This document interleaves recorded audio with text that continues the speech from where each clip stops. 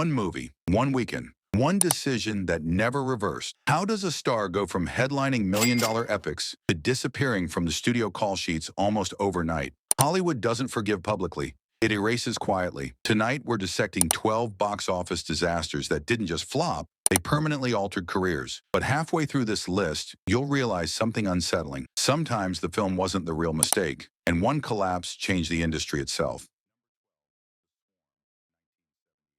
Michael Caine. By the late 1970s, Michael Caine was not just respected, he was reliable. 2 Academy Awards were still in his future, but his reputation had already been cemented through sharp, controlled performances in crime dramas and prestige projects. And he was a thinking man's leading actor. Studios trusted him with serious material. Then came The Swarm. On paper, it followed the profitable disaster movie formula that had dominated the decade. Large ensemble cast, expensive special effects, a global threat. Audiences had embraced the towering inferno. They had filled theaters for Earthquake. The blueprint seemed safe, but this time the threat was genetically altered killer bees. Production costs climbed toward $20 million, substantial for its time. Marketing promised spectacle. The cast included established names meant to reassure audiences that this was not camp, not parody, but a serious ecological thriller. The tone never matched the premise. Critics reacted immediately. Reviews described the film as unintentionally absurd. Dialogue intended to create urgency drew laughter instead.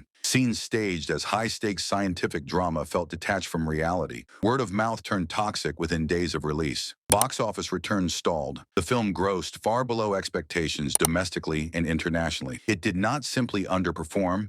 It became shorthand for bloated 70s excess. For Caine, the impact was subtle but decisive. He later remarked that he had not seen the finished film, but had seen the house it paid for. The line became famous, but behind it was an industry recalibration. Leading roles in prestige, American productions slowed. Studios grew cautious. His image shifted from disciplined dramatic anchor to participant in overproduced spectacle. He did not vanish, he adapted. Instead of remaining a primary box office draw, Caine began repositioning himself as a character actor, reliable, sharp, often scene-stealing rather than headline-dominating. It would take years and carefully chosen roles to restore critical authority. The Swarm did not erase him, but it marked the end of one version of Michael Caine, the unquestioned dramatic centerpiece of large-scale studio films. After 1978, he would rebuild differently. The bees were fictional. The reputational damage was not.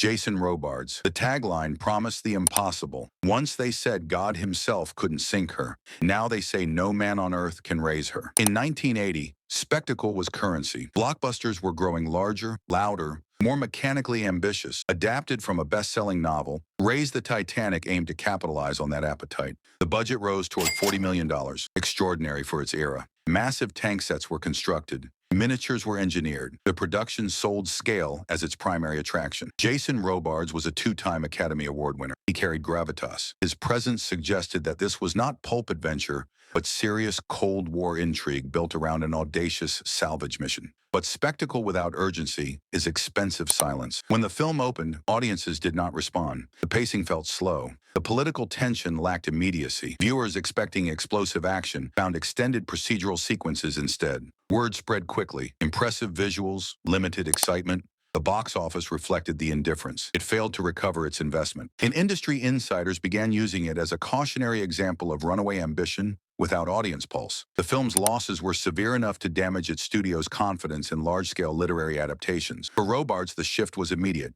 He had built his reputation on layered performances in character-driven dramas. Yet in the wake of Raise the Titanic, his opportunities as a leading man in major studio vehicles narrowed. He continued working steadily, but increasingly in supporting roles rather than anchoring massive productions. The optics mattered. When a high-budget gamble collapses, leading actors often absorb part of the perception risk. Executives recalibrate. Insurance calculations change. Casting decisions grow conservative. Robards remained respected. He did not lose critical esteem. But the era of Jason Robards headlining ambitious, effects-driven blockbusters effectively ended with 1980. The film's producer later joked that it would have been cheaper to lower the Atlantic Ocean. Hollywood remembered the math, and Robards, though still dignified and active, never again stood at the center of a production that size. The Titanic had been raised on screen, but one phase of a career quietly sank with it.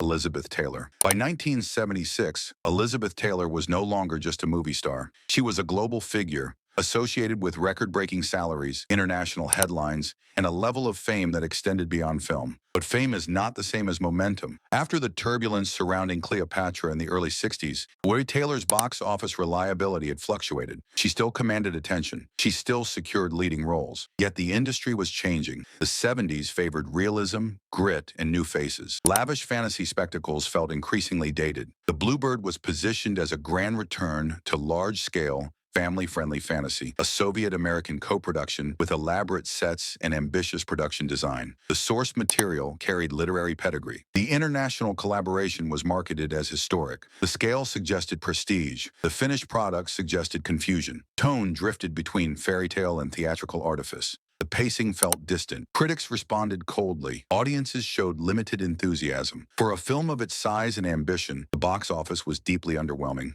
This was not a modest indie misfire. It was a visible failure attached to one of the most famous actresses alive. For Taylor, the consequences were cumulative. She had already experienced periods of uneven performance at the box office during the early 70s. But the Bluebird reinforced an emerging narrative inside Hollywood. Her era as a dominant commercial force had passed. Studios began recalculating risk. Her salary demands remained high. Insurance considerations were discussed more openly. Casting her became less about artistic fit and more about whether the investment would be justified in a market now dominated by new stars and more grounded storytelling. She did not disappear, but leading roles in major studio productions became rarer. Public attention increasingly centered on her personal life rather than her performances. And the balance shifted from cinematic authority to celebrity spectacle. The Bluebird did not single-handedly destroy Elizabeth Taylor's career, but it marked the moment when attempts to reassert large-scale dominance through fantasy and grandeur definitively failed. After 1976, she would still work. She would still command headlines, but she would never again anchor a production designed to define an era.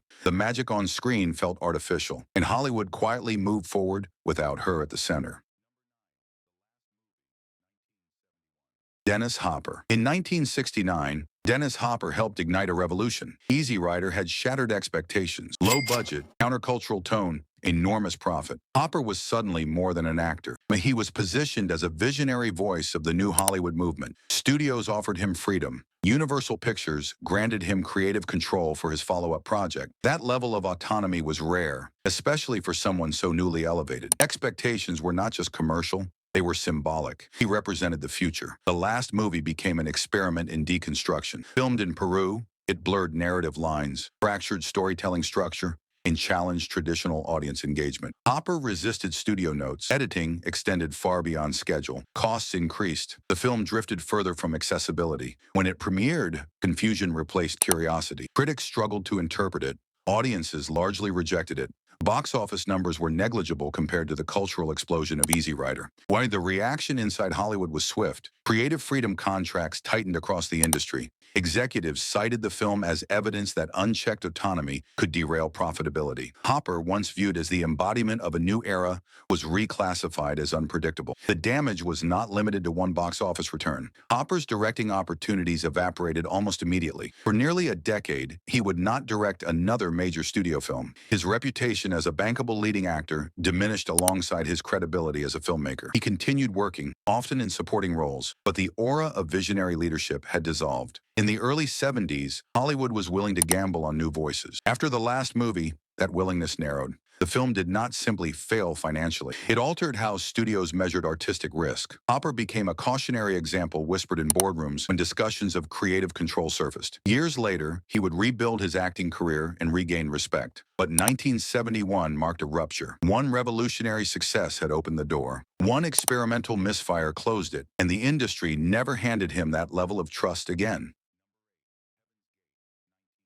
Kris Kristofferson. In the late 1970s, Kris Kristofferson carried a rare dual identity. He was a respected songwriter with literary credibility and an actor who had built steady momentum through character-driven roles. Films like A Star is Born had elevated him beyond musician-turned-actor novelty. He was being positioned as a serious dramatic lead. Then came Heaven's Gate. The project was conceived as an epic western, ambitious, sweeping, revisionist. Its director had fresh prestige from a prior success, and the studio granted unusual creative latitude. Production escalated quickly. Sets were rebuilt multiple times. Shooting schedules expanded. Costs surged beyond $40 million, an extraordinary sum at the time. Kristofferson was placed at the center of it. He was not the director nor the architect of the film's success, but he was the face audiences would associate with the finished product. As delays mounted and trade publications reported budget overruns, the narrative shifted from artistic ambition to industry recklessness. When the film finally premiered, the reaction was immediate and harsh. Early reviews described it as indulgent and structurally unfocused. The initial theatrical cut ran at an imposing length.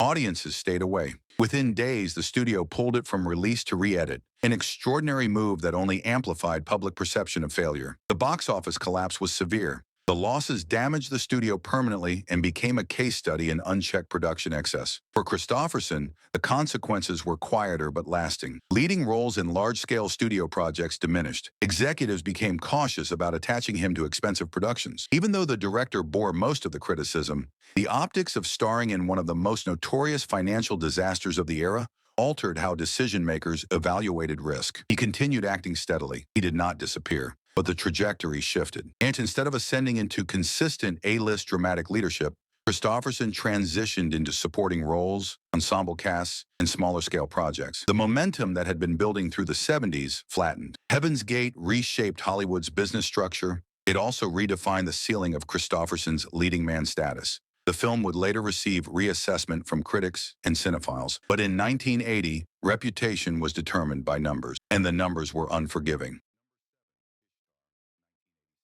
Warren Beatty. By 1987, Warren Beatty was not merely an actor. He was an institution. He had headlined major hits, directed Academy Award-winning films, and cultivated an image of creative control and industry intelligence. His projects were treated as events. One Ishtar was intended to be another. Co-starring Dustin Hoffman and directed by Elaine May, the film was designed as a political comedy with international scale. On paper, it united prestige talent with commercial potential. Early reports, however, focused less on story and more on escalating production costs. Location shooting in North Africa proved expensive. Schedules slipped. Budgets climbed toward $50 million.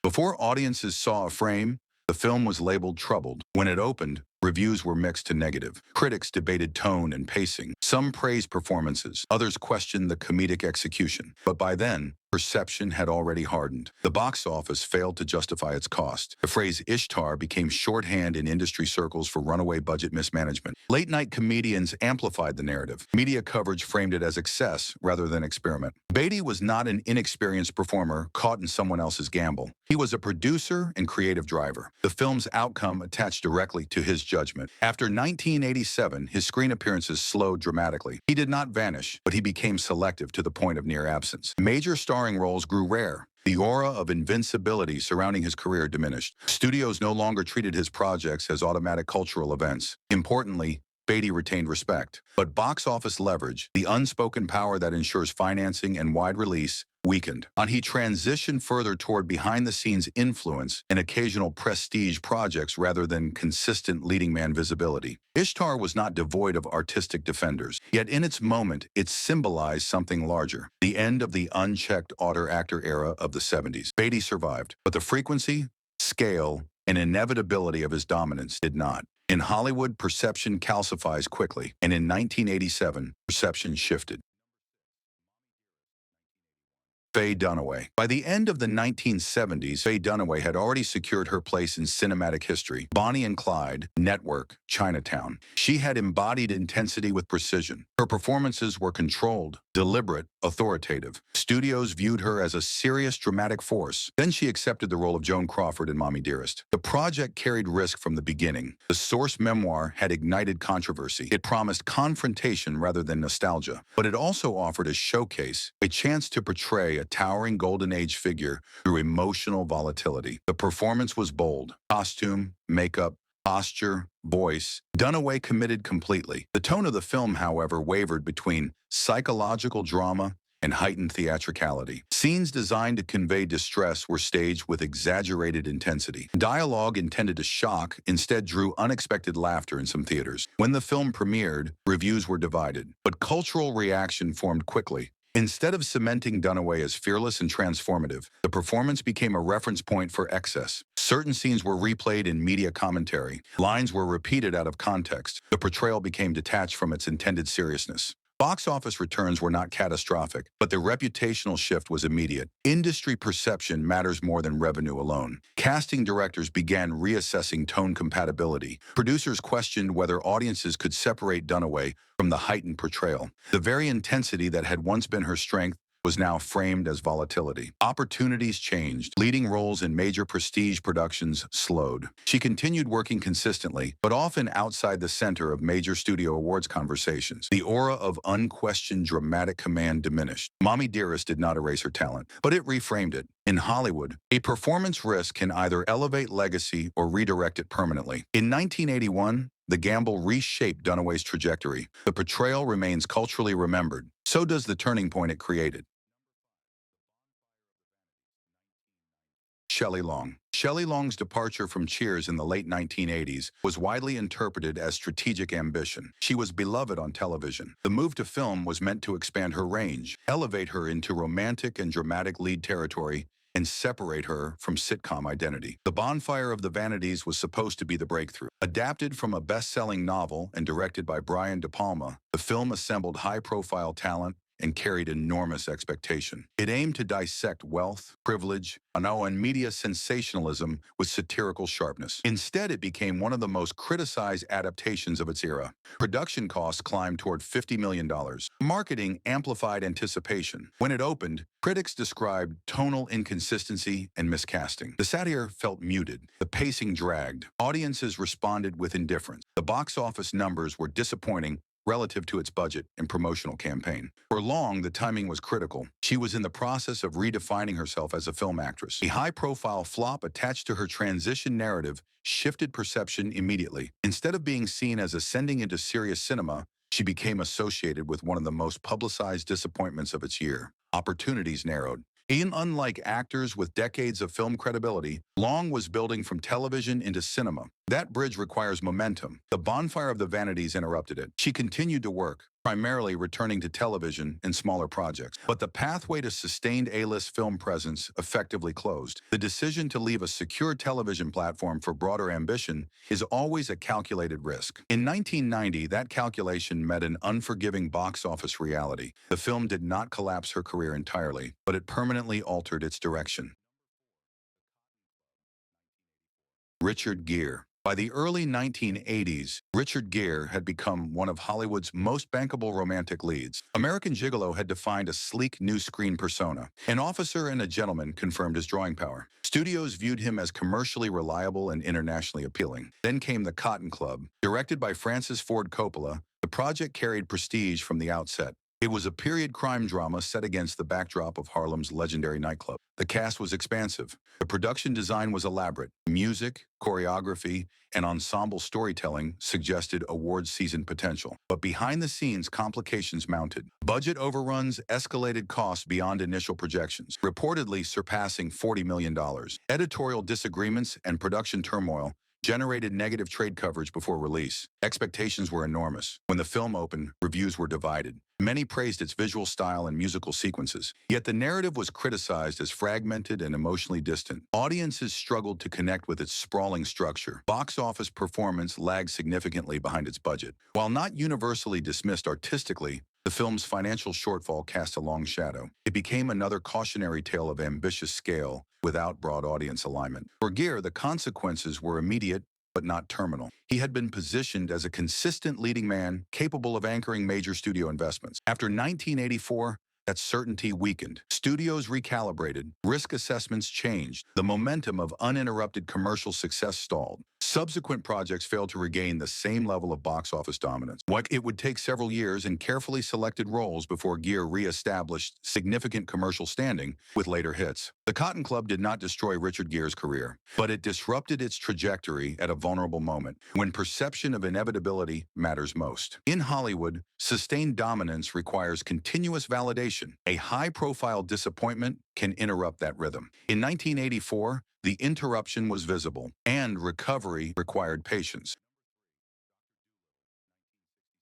Rex Harrison. Rex Harrison entered 1967 with authority. He had won an Academy Award for My Fair Lady. His distinctive vocal delivery and controlled theatrical presence made him a defining figure of mid-century prestige cinema. Dr. Doolittle was meant to extend that dominance. The production was vast. Elaborate sets were constructed. Hundreds of trained animals were incorporated. The studio envisioned a family musical that could rival the success of other large-scale spectacles of the era. But costs ballooned rapidly. Weather complications delayed filming. Animal coordination proved unpredictable. Production stretched longer than anticipated. The budget climbed to one of the highest of its time, over $17 million, an extraordinary figure for the late 1960s. When the film finally premiered, expectations were immense. Critical response was tepid. Reviewers questioned pacing and tonal consistency. Musical numbers felt extended without emotional anchor. Audiences, meanwhile, were shifting tastes when the late 1960s favored edgier storytelling and contemporary realism. The box office returns did not justify the scale of investment. Though not a total financial collapse, the film underperformed severely relative to its cost and ambition. It became emblematic of an old studio system struggling to adapt to cultural change. For Harrison, the timing was decisive. He had been the face of refined theatrical prestige, but Hollywood was entering a new era, one defined by younger stars and more grounded narratives. The commercial disappointment accelerated his transition from dominant leading man to occasional supporting presence. Major starring vehicles grew scarce. The musical genre itself declined in prominence. Harrison continued acting, but the period in which he could command large-scale studio musicals as centerpiece effectively ended. Dr. Doolittle symbolized more than a single miscalculation. It represented the closing chapter of a particular style of stardom, and in 1967, the industry pivoted forward without him at its center. Candice Bergen. At the turn of the 1970s, Candice Bergen stood at a transitional moment. She had entered Hollywood with pedigree, daughter of a respected entertainer, educated, poised, positioned as intelligent glamour rather than decorative presence. Studios viewed her as adaptable, capable of moving between drama and epic spectacle. The Adventurers was designed to solidify that position. Adapted from a sprawling best-selling novel, the film promised international intrigue, revolution, romance, and scale. The cast was expansive. The production emphasized global locations and political tension. It was marketed as prestige entertainment, adult, dramatic, sweeping. But ambition outpaced coherence. The narrative struggled under its own weight. Tone shifted abruptly. Critics described it as unfocused and dramatically uneven. Running time extended without generating sustained urgency. Instead of cultural momentum, the release generated confusion. The box office reflected it. For a production mounted with epic expectation, returns were underwhelming. It did not collapse a studio. It did not dominate headlines as a historic disaster. But it failed loudly enough to interrupt career calculus. Bergen was still establishing her film identity. She had not yet secured a defining cinematic signature. In Hollywood, early career misfires carry disproportionate influence. Perception forms quickly and lingers. After 1970, leading roles in large-scale cinematic epics became scarce. She pivoted gradually toward different mediums. Television would later provide her with enduring visibility and acclaim, but the path towards sustained big-screen dominance narrowed. The Adventurers did not erase her from Hollywood. It redirected her trajectory. In the early 70s, the industry was evolving rapidly, embracing more grounded storytelling and distinct creative voices. Epic melodrama without narrative precision struggled to compete. For Bergen, the timing mattered. A film meant to elevate her into consistent leading lady status instead marked the end of that specific ambition. When sometimes a career is not destroyed in a single weekend, sometimes it simply shifts permanently.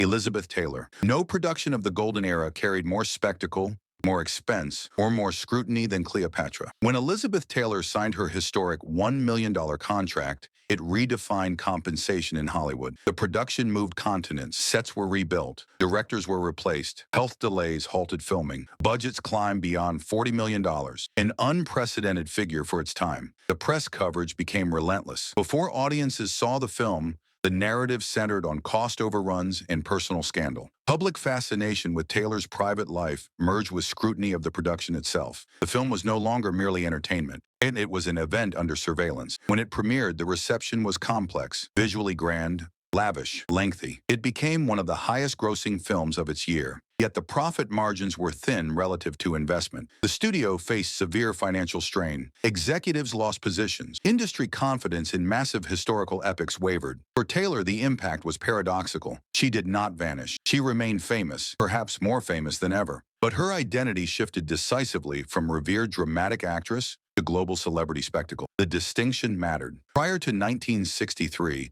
Taylor's trajectory suggested sustained dramatic prestige. After Cleopatra, conversations about her career increasingly centered on salary, publicity, and production controversy, rather than performance craft. These studios became cautious about attaching her to similarly scaled projects. Insurance discussions intensified. Budget discipline tightened. The era of unchecked epic filmmaking narrowed dramatically in its aftermath. Cleopatra did not destroy Elizabeth Taylor's visibility. It redefined it. She continued to act. She continued to command headlines. But the dominant narrative surrounding her career changed permanently. The film marked the symbolic end of the old studio extravaganza model and the beginning of stricter financial oversight. In Hollywood history, few productions altered both industry structure and individual perception so profoundly. The spectacle on screen was monumental. The recalibration behind the scenes was even larger. And in 1963, one film closed an era, one script, one contract, one release date, and decades of momentum can fracture.